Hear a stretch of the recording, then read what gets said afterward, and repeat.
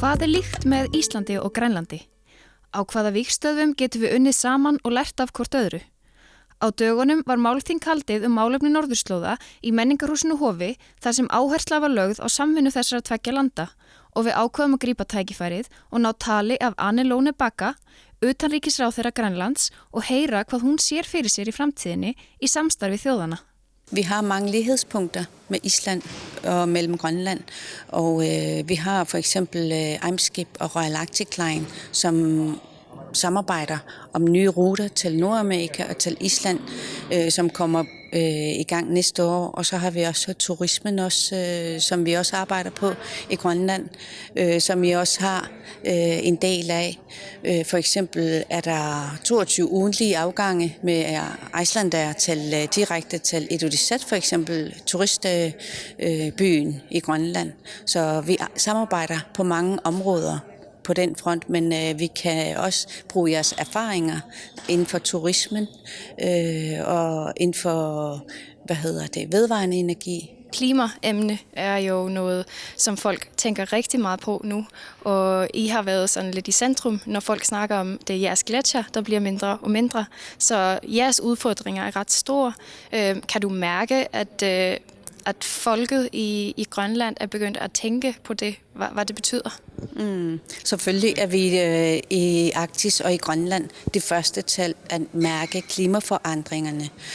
Permafrosten smelter, og indlandsisen den bliver også mindre. Det giver jo nogle udfordringer, men det giver også samtidig nogle nye muligheder. For eksempel, der kommer mere og mere land, som man eventuelt kan finde råstoffer, og det giver andre muligheder. Og ligeledes med varmere vande, så kommer der også andre arter til Grønland. Vi har for eksempel det seneste par år haft makrel, som vi ikke har haft før.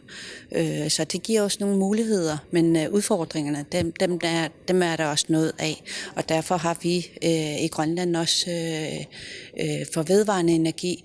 Lige nu har vi 70% dækket af vedvarende energi på Grønlands energiforbrug. Så vi arbejder også hen imod, at vi skal bruge vedvarende energi for at mindske, green emission. Og det er måske der, du også kan se Island som en god samarbejdspartner? Ja, ikke kun der, men også med de nye ruter med Eimskip Royal Arctic Line. Det giver os mulighed for at handle mere sammen, og på kultur- og uddannelsesområdet, der samarbejder vi også meget. Vi har for eksempel Nordatlantisk Gymnasiegruppe, der startede i år med islandske, grønlandske, færøske og danske studerende, som er på skift med forskellige lande. Så vi arbejder på mange områder, og det er vi rigtig glade for. Þórdís Kolbrún, ferðamála, iðnaðar og nýsköpunarráðherra Íslands, var stödd á málþinginu líka og okkur þótti upplagt að fá hennar sýn á málið. Það er auðvitað fyrst og fremst bara áherslan á samstarf og við finnum að það hefur aukist áhugin held ég hjá báðum aðilum og það er auðvitað mjög margt sem fer saman. Það er margt af því sem að við höfum til og með í ferðaþjónustu gengi í gegnum sem að þau vilja læra af og sumt sem þau vilja forðast, og ég held að það skiptir máli að við reynum að koma því mjög skilmerkilega til þeirra hvað hefði geta verið betra hjá okkur. Þau eru til að mynda mjög meðvituð að vilja svona gæði umfram magn og þau vilja ekki massa ferðamennsku, enda eru þau fámenn þrátt fyrir að þau séu stóru landi.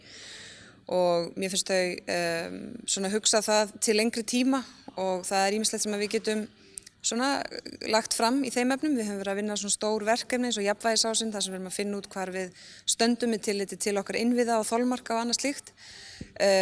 Og svo auðvitað áherslan, ég meina hvort sem það eru flugtengingar eða núna samstarfi Eimskip, að þetta eru auðvitað grundvallar atriði fyrir frekari tengingum og samstarfi, hvort sem það eru ykkur viðskiptasambönd eða hvað. Það eru þessir innviðir þar í landi og tengingar við okkur. Hvaða svona þýðingu hefur nýsköpunarvinna og rannsóknir eins og til dæmis sem eru að eiga sér stað hérna í Háskólanum á Akureyri? Hvað þýðingu hefur þetta fyrir bæði lönd?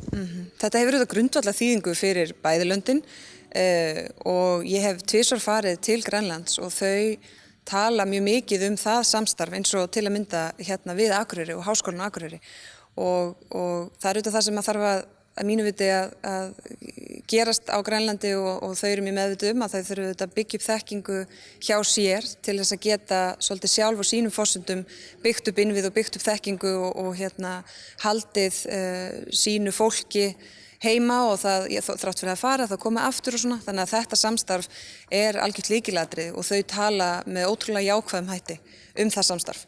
Og ég vona að við munum í framtíðinni byggja enn frekar á því, hvað sem það við Háskólann á Akureyri eða aðrar stofnanir vegna þess að þetta samstarf það skilar ávinningi fyrir alla aðila.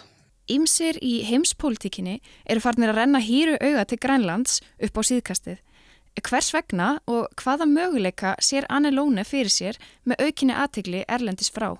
Jamen, det giver os nogle muligheder til det giver os nogle gode kort på hånden til at fremme vores egne interesser, fordi vi ligger meget geostrategisk rigtigt i forhold til stormagterne, og det det kort vi nu engang får, som vi skal spille og tænke os rigtig godt om, hvordan vi bruger dem. Hvad sådan de største muligheder, I har, synes du? Jamen, det største muligheder, det at verden ved godt, hvem vi og hvor Grønland ligger på verdenskortet for det første. Men Arktis og Nordpolen generelt har været på international dagsorden længe på grund af klimaforandringerne og det, der følger med. Men det giver os selvfølgelig nogle gode kort på hånden, som jeg har sagt, og det det, vi arbejder med og arbejder hen imod, at vi forbedrer vores egen økonomi og vores muligheder for at blive selvstændige, som vi arbejder hen imod. En ting mere. Er Grønland til salg? Nej, we are open for business. Þar hafið þið það, Grænland ekki falt, en hins vegar eru grænlendingar mjög opnir fyrir samvinnu og það eru spennandi tímar framundan á norðurslóðum.